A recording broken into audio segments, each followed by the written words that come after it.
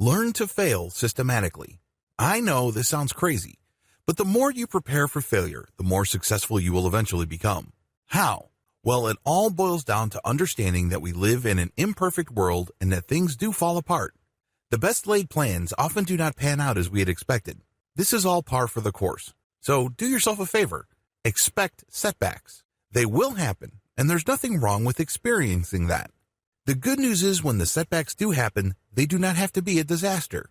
You don't have to backslide to where you started before you try to improve your discipline. You don't have to quit and give up. How do you do this?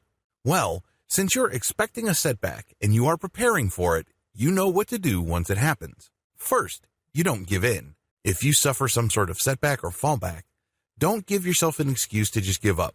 A lot of people cheat this way. For example, if you're on a diet and you're supposed to avoid starchy foods, well, one day you get hit by really insufferable cravings for mashed potatoes or fried rice. So you give in and you have yourself a big heaping bowl of fried rice, mashed potatoes, pasta, or any other food that you're not supposed to eat. You tell yourself, well, there goes the diet for this day, so I'm going to indulge myself by eating nothing but carbs for the rest of the day, and I will get back on the program tomorrow. What do you think happens next? That's right, tomorrow never comes. Once you give in, whatever discipline you've managed to build up prior to that point starts to erode. Worst yet, it erodes very quickly. So, prepare for this and tell yourself it's okay to fall off the wagon. That's fine, but do not use this as an excuse to stay off the wagon.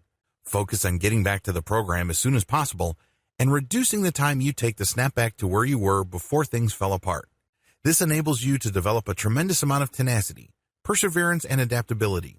Get used to snapping back until it becomes second nature. This way, even if you get hit with a really strong temptation and you can't help but give in, the next thing you do is go back to where you were before. This way, whatever damage your cheating or failure dealt will be small or inconsequential in the big scheme of things. It all boils down to getting used to snapping back. Get so used to it that you lose any negative emotional association with it.